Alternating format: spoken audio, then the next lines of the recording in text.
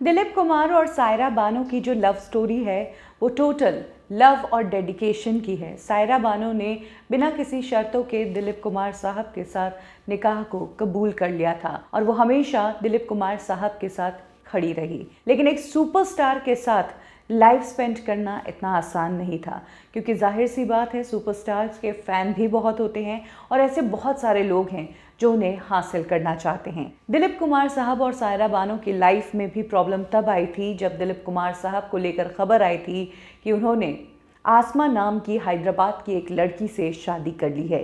Year 81 की ये बात है, तब ये खबर आई थी। इस शादी को लेकर डिटेल में खुद दिलीप कुमार साहब ने अपनी बायोग्राफी में बात कही थी और उन्होंने कहा था कि आसमा से जो भी उनकी शादी की खबर थी वो एक धोखा था और उन्हें फंसाया गया था। दिलीप कुमार साहब ने बताया कि जो आसमा है उनसे दिलीप कुमार साहब को उनकी बहनों ने मिलवाया था। आसमा उनकी फ्रेंड थी। इसलिए एक बार दिलीप कुमार साहब जब हैदराबाद गए थे क्रिकेट मैच देखने, तो वहीं पर पहली बार आसमा से उनकी मुलाकात हुई और तब उन्हें पता चला कि आसमा 3 बच्चों की मां है और हैदराबाद में ही रहती है। हालांकि आसमा के मामले में उन्होंने कहा था कि मैं इस मिलीभगत से अनजान था जिसे धोखे के साथ मेरे साथ किया जा रहा था। मुझे कमिटमेंट करने की ऐसी सिचुएशन में फंसाया जा रहा था जिसे निर्हित स्वार्थ हासिल किया जा सके। दिलीप कुमार साहब ने कहा कि आसमा और उसके पति को मेरी हर एक अपडेट मिल जाती थी। मैं जहाँ जहाँ जाता था वो हस्बैंड वाइफ मुझे मिलते थे,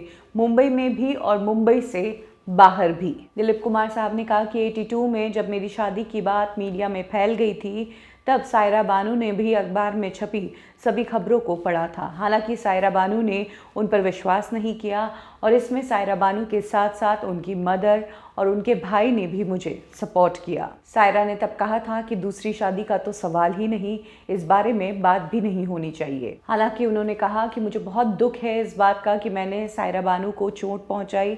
जहां अक्सर बीवियां इस तरह की सिचुएशन में अपने स्वाभिमान को देखते हुए अपने पति से नफरत करने लगती है, वहीं सायरा बानो इस सिचुएशन में भी मेरे साथ खड़ी रही और उनकी मदर और उनके भाई का भी सपोर्ट रहा। उन्होंने बताया कि सायरा बानो से कुछ समय की उन्होंने मोहलत मांगी कि मुझे सुलझाने के लिए थोड़ा टाइम दो, और तब दिलीप कुमार साहब ने एक रिटन कमिटमेंट सायरा बानो को दे दिया था कि वो कभी भी सायरा बानो को दूसरी बीवी की तरह ट्रीट नहीं करेंगे। सायरा बानो ही उनकी हमेशा के लिए इकलौती बीवी रहेगी। इस कमिटमेंट को देने के बाद उन्होंने आसमा के साथ तलाक की प्रक्रिया शुरू की थी और दोस्तों ने गवाह के रूप में साइन किए थे। उन्होंने कहा कि मैं एक ऐसी स्थिति में फंस गया था जिससे मेरे और सायरा बानो की शादीशुदा ज़िंदगी में प्रॉब्लम आ गई थी। हालांकि इस इंसिडेंट के बाद दोनों एक दूसरे के बेहद करीब भी आए।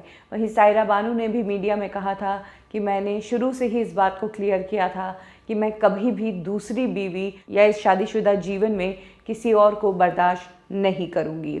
आपको बता दें कि जब दिलीप कुमार साहब की आसमा से शादी हुई थी, उसके बारे में रिपोर्ट्स ये आई थी कि क्योंकि सायरा बानो के साथ दिलीप कुमार साहब को बच्चा नहीं हो पा रहा था, इसीलिए शायद फैमिली वालों ने इस तरह की सिचुएशन बनाई और दिलीप कुमार साहब की आसमा के साथ शादी करवाई ताकि ये बच्चा हो सके। और जहाँ तक बात है आसमा की, तो दिलीप कुमार साहब से निकाह से पहले आसमा ने अपने पति से तलाक ले लिया था। फिर वो दिलीप कुमार साहब के साथ आ गई थी और बाद में जब दिलीप कुमार साहब से तलाक हुआ तो वो फिर से हैदराबाद लौट गई। वहाँ पर जाकर आसमा ने अपने पुराने पति से ही वापस शादी की और वो अपनी पूरी फैमिली के साथ बेंगलोर में सेटल हो गई।